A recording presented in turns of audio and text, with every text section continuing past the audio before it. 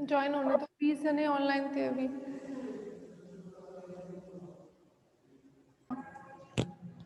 ठीक है, तो n के लिए बात कर रहे हैं तो इसको क्या लिख सकते हैं, p is equal to n alpha v।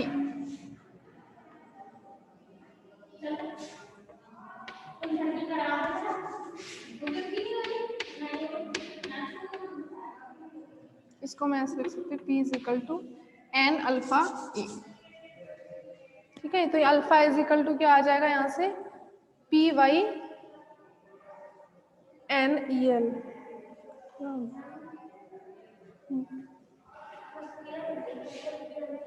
हाँ, डेली हो रही है क्लास तो।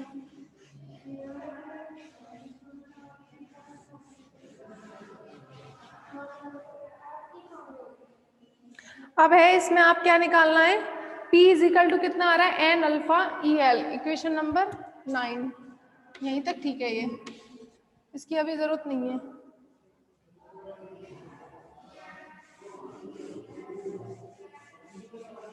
P इज इक्वल टू हो जाएगा N alpha E L. Sorry, ये गड़बड़ हो गई, ध्रुवण P विद्युत क्षेत्र के नहीं, फिर तो वो आता है, विद्युत प्रवृत्ति आती है। प्रेरित द्विध्रुव आघूर्ण, द्विध्रुव आघूर्ण, एक तो इसमें कुछ दिख नहीं रहा आज, चूंकि प्रेरित द्विध्रुव आघूर्ण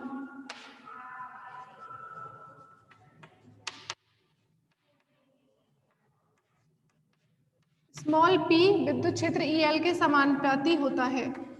ठीक है, तब यहां से आता है P is equal to alpha EL। ठीक है, अब इसमें दोनों साइड में आप V का डिवाइड कर दीजिए,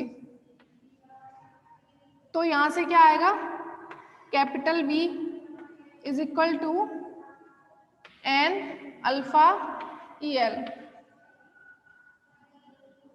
ठीक है, ये आ गया, इसको दीजिए इक्वेशन नंबर 9। ये अंतर समझ लो आप कि प्रेरित द्विध्रुव जो है विद्युत क्षेत्र के समानुपाती होता है, तब आता है परमाणविक ध्रुवणता वाला कांस्टेंट, और जब ध्रुवण जो है विद्युत क्षेत्र के समानुपाती होता है तो उस केस में आते हैं P is equal to epsilon not chi E. याद आ रहा है कुछ, ध्रुवण यदि विद्युत क्षेत्र के समानुपाती है तो समानुपाती नियतांक में आता है विद्युत प्रवृत्ति। ठीक है, और यदि आपका द्विध्रुव आघूर्ण विद्युत क्षेत्र के समानुपाती है तब आता है आपका परमाणविक ध्रुवणता। ठीक है, तो हमें यहाँ पर परमाणविक ध्रुवणता चाहिए थी, इसलिए हमने स्मॉल p द्विध्रुव आघूर्ण को विद्युत क्षेत्र के समानुपाती रखा है। तो द्विध्रुव आघूर्ण विद्युत क्षेत्र के समानुपाती आता है तो समानुपाती नियतांक होता है परमाणविक ध्रुवणता, और जब ध्रुवण विद्युत क्षेत्र के समानुपाती होता है तब समानुपाती नियतांक होता है एप्सिलॉन नॉट जाई ई।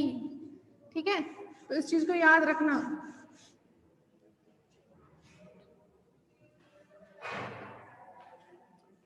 तो P Y V is equal to कितना है, N P N alpha E L. अब यहां पर ई एल का मान समीकरण 9 में ई एल का मान, समीकरण 9 में ई एल का मान समीकरण 6 या 7 से भी रख सकते हैं। समीकरण 6 या 7 से ई एल का मान समीकरण 9 में रखने पर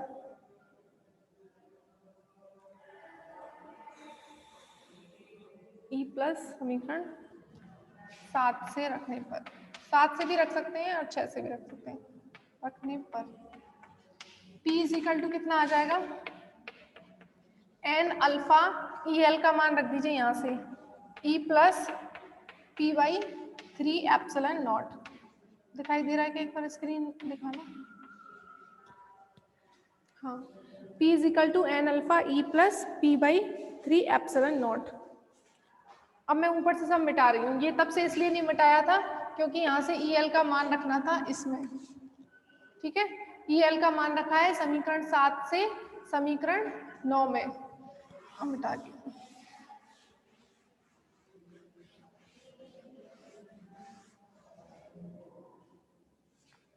अब यहाँ से देखो P इज इक्वल टू कितना आ रहा है, N alpha E plus N alpha P by 3 epsilon not. कोई भी चीज समझ में नहीं आ रही हो तो कल भी पूछ लेना। P is equal to N alpha by 3 epsilon not. अब देखिए यहाँ पर इसको पक्षांतरण करके P कॉमन आ सकता है। P is equal to 1 minus N alpha by 3 epsilon not is equal to N alpha E। ठीक है, ऐसे लिख सकते हैं ना इसको। उसके बाद में ध्रुवण P क्या होता है, क्योंकि ध्रुवण P इज इक्वल टू कितना होता है, एप्सिलॉन नॉट जाई E के इक्वल होता है। P इज इक्वल टू होता है एप्सिलॉन नॉट जाई E। तो यहां से अभी एक स्टेप में P का वैल्यू और लिख लो। P इज इक्वल टू कितना आएगा, N alpha E divide by 1 minus N alpha by 3 epsilon not. ये हो गई P की वैल्यू, समीकरण नंबर 11। P का वैल्यू निकाला है N alpha E divide by 1 minus N alpha by 3 epsilon not. अब देखो यहाँ पर आने ही वाला है बस संबंध। हमें किस में संबंध चाहिए, जाई और अल्फा में, जाई और अल्फा में। तो P इज इक्वल टू होता है एप्सिलॉन नॉट जाई E। ठीक है,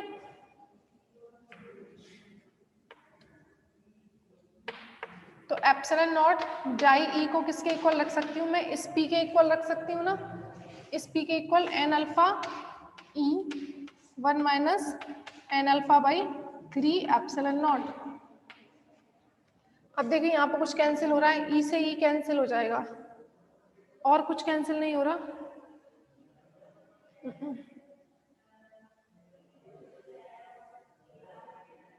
जाई इज इक्वल टू आएगा यहाँ से P by epsilon not E।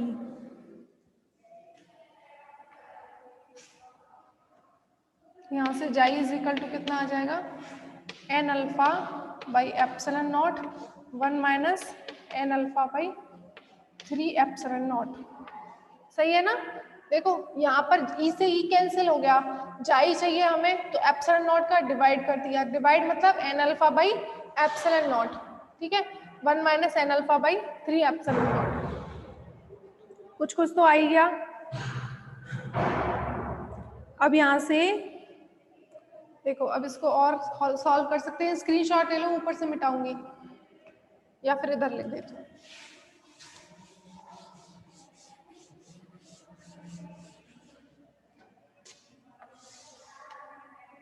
जाई इज इक्वल टू, जो ये आ रहा है आपका N alpha by epsilon not 1 minus N alpha by 3 epsilon not. इसका इधर मल्टीप्लाई कर सकती हूँ मैं, chi into 1 minus N alpha by 3 epsilon not is equal to N alpha by epsilon not.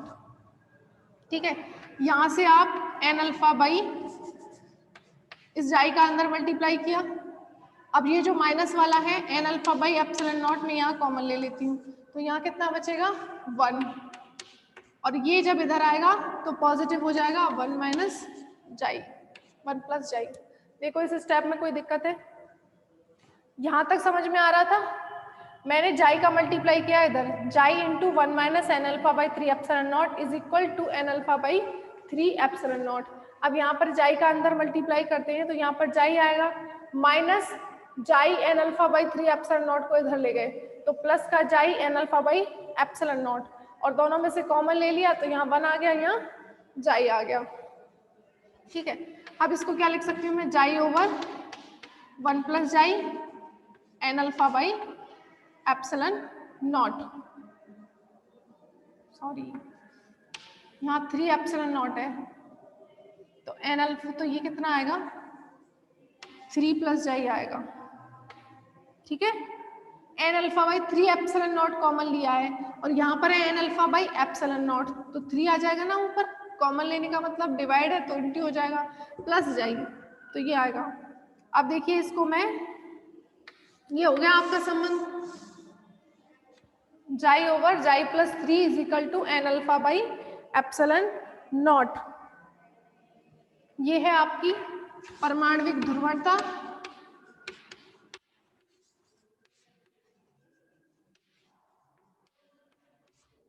और ये है आपकी विद्युत प्रवृत्ति।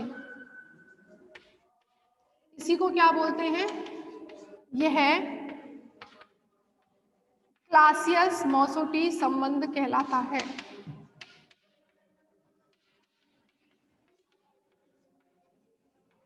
यह क्लासियस-मॉसोटी संबंध कहलाता है। ठीक है, जाई ओवर जाई प्लस 3 है ये, जाई ओवर जाई plus 3 is equal to N alpha by epsilon not.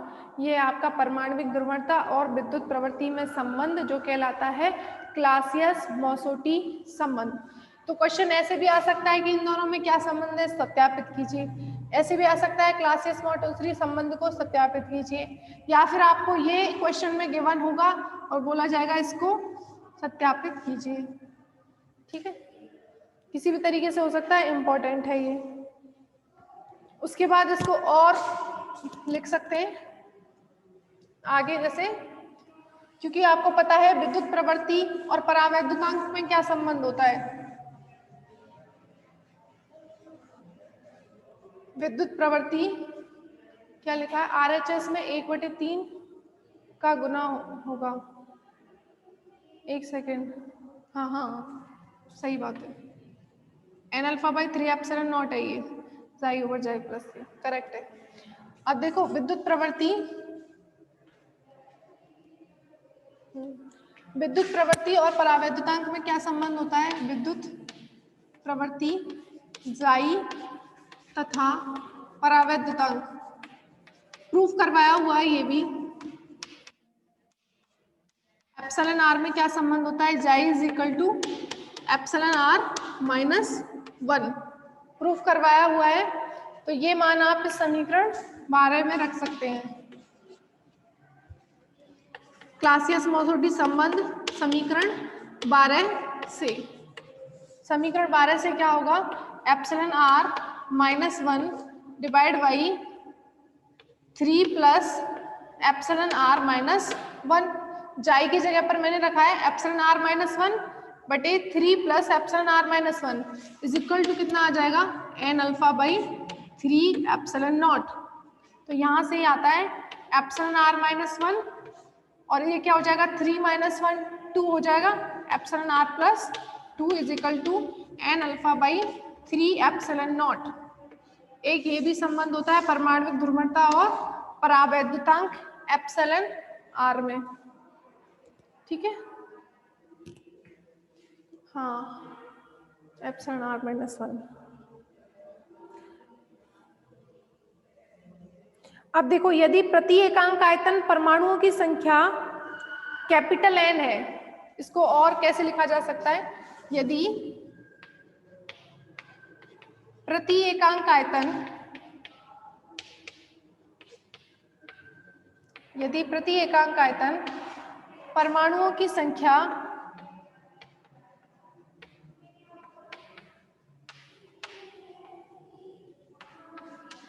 Capital N है, तो आप कैपिटल एन को ऐसे लिख सकते हैं क्या, केमिस्ट्री में लिखा होगा N is equal to rho N A divide by M ए,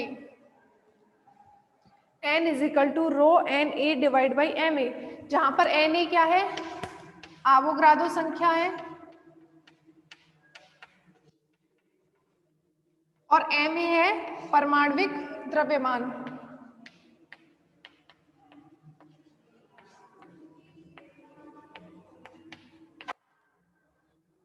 यदि प्रति एकांक आयतन परमाणुओं की संख्या कैपिटल एन है, तो कैपिटल एन को केमिस्ट्री में ऐसे लिखते हैं ना, rho N A divide by M A, Avogadro संख्या ये घनत्व है बटे परमाणविक द्रव्यमान। तो इससे क्लासियस-मॉसोटी संबंध क्या हो जाएगा, जाई ओवर जाई plus 3 is equal to, N की जगह पर रखना है rho N A divide by M A, rho N A divide by 3 epsilon naught M ए।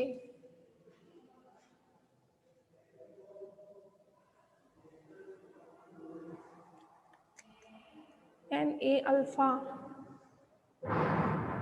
ठीक है, तो एक इस तरीके से भी इसको लिख सकते हैं।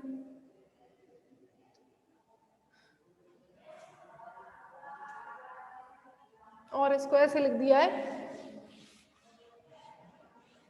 लास्ट स्टेप में। इसको जाई बाई 3 को भी तो ऐसे लिख सकते हैं ना, एप्सिलॉन r माइनस 1 ऊपर epsilon r plus 2।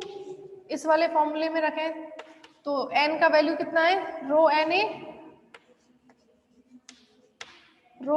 A alpha divide by 3 epsilon naught, जो m है उसको इधर लिख दीजिए।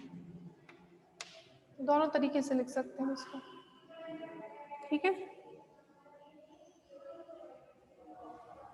तो इस तरीके से आपका ये यूनिट अब खत्म हो गया। नेक्स्ट है फोर्थ यूनिट। फोर्थ यूनिट हम स्टार्ट करेंगे कल, ठीक है। उससे पहले एक दो क्वेश्चन है वो देख लो आप।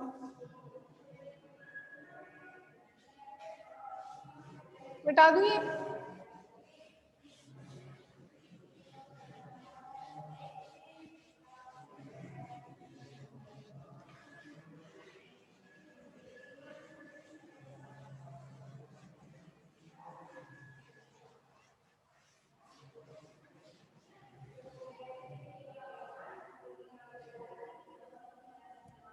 इसमें देखो एक क्वेश्चन तो बहुत सिंपल है, जैसे पर पूछ लिया जाता है, हीरे की विद्युतशीलता, हीरे की विद्युतशीलता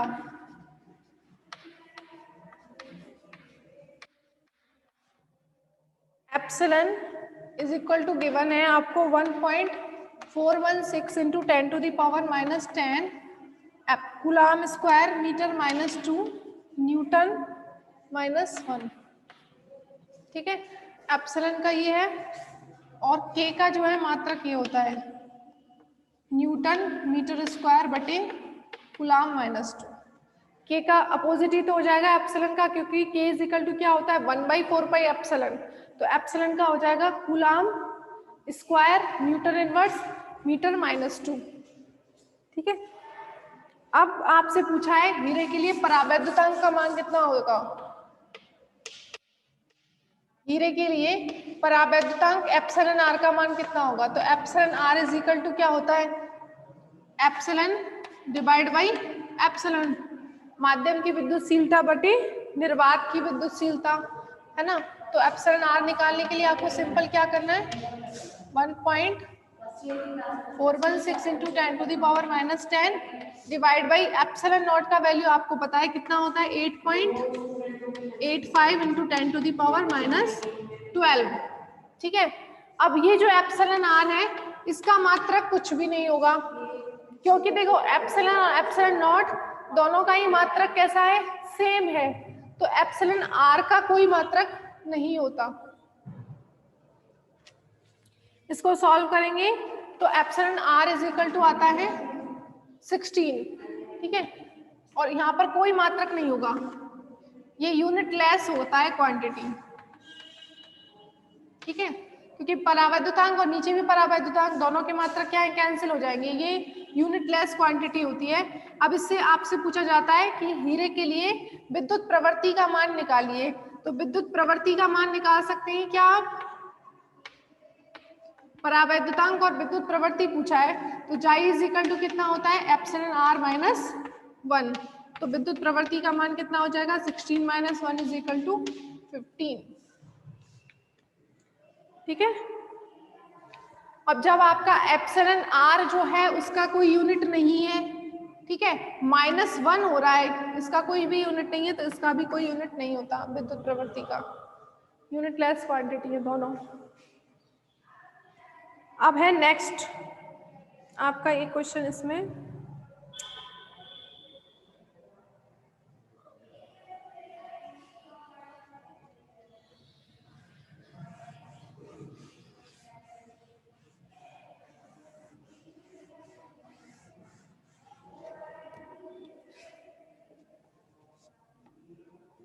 जैसे आपको क्वेश्चन गिवन है कि हीलियम गैस का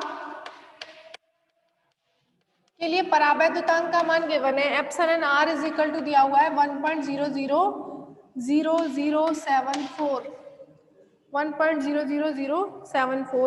अब इसका हीलियम परमाणु का द्विध्रुव आघूर्ण ज्ञात करना है, इस पर विद्युत क्षेत्र है E is equal to 100 volt per metre का। ठीक है, हीलियम गैस है जिसका परावैद्युतांक गिवन है और कहा गया है कि उस पर विद्युत क्षेत्र इतना लगाया गया है एप्सिलॉन 100 वोल्ट पर मीटर। तो आपको निकालना है हीलियम गैस में ध्रुवणता का मान। पूछा तो उसने है द्विध्रुव आघूर्ण, द्विध्रुव आघूर्ण स्मॉल p, इसका वैल्यू पूछा है। ठीक है, तो स्मॉल p निकालने के लिए पहले आपको क्या पता होना चाहिए, ध्रुवणता हम निकाल सकते हैं इसकी। ध्रुवणता कैपिटल P क्या होता है, एप्सिलॉन नॉट जाई E होता है कि नहीं होता, ध्रुवणता होता है एप्सिलॉन नॉट जाई E। अब यहाँ से इसको क्या लिख सकते हैं, एप्सिलॉन नॉट जाई का वैल्यू क्या होता है, एप्सिलॉन r-1 इसका वैल्यू पता है, इसका वैल्यू पता है, ये क्वेश्चन में गिवन है। तो आप यहाँ से P का वैल्यू निकाल सकते हैं कि नहीं, 8.85 into 10 to the power -12। Epsilon r का वैल्यू दिया हुआ है, इसमें -1 करना है तो कितना आएगा 0.00074 और E का वैल्यू दिया हुआ है 100 volt per metre, 100 volt per metre. ठीक है, अब इसको सॉल्व कर लो तो यहाँ से आएगा इसका ध्रुवणता का मान P is equal to 6.55 into 10 to the power -14 coulomb per metre square. ठीक है, कूलाम पर मीटर स्क्वायर आएगा। उसके बाद हमें निकालना क्या है, द्विध्रुव आघूर्ण। तो द्विध्रुव आघूर्ण स्मॉल p से और ध्रुवणता को कैपिटल P से, इन दोनों में संबंध क्या होता है, P is equal to small p by v। तो आपको चाहिए स्मॉल p, तो हमें क्या करना है v इंटू v। तो आयतन निकालना है, आयतन कैसे निकालेंगे, उसके लिए आपको निकालने पड़ेंगे 1 मीटर क्यूब में हीलियम परमाणुओं की संख्या। 1 मीटर क्यूब में हीलियम परमाणुओं की संख्या, हीलियम परमाणुओं की संख्या अब वो कितनी होगी, n is equal to Na/Va। Na मतलब आवोगाद्रो संख्या 6.023 इंटू 10 टू द पावर 23 और डिवाइड में Va वॉल्यूम कितना होता है 22.4 into 10 to the power -3 sorry. तो n इज इक्वल टू आ जाएगा, यहाँ से इसको सॉल्व करेंगे फिर वहां से जो आपका ये n आएगा तो P इज इक्वल टू कितना हो जाएगा, द्विध्रुव आघूर्ण P is equal to capital P by n, क्योंकि ये है 1 मीटर क्यूब में तो ये एकांक आयतन में ही परमाणुओं की संख्या है तो इसको डिवाइड कर देंगे इसमें। ठीक है, P बाई n करना है सिर्फ आपको, इसकी वैल्यू कैलकुलेट करना, उसको इस P में डिवाइड करना है तो द्विध्रुव आघूर्ण का मान आ जाएगा। ठीक है, अब पढ़ेंगे नेक्स्ट क्लास में, कुछ 1-2 क्वेश्चन करने के बाद में आपकी यूनिट 4th स्टार्ट कर देंगे। अब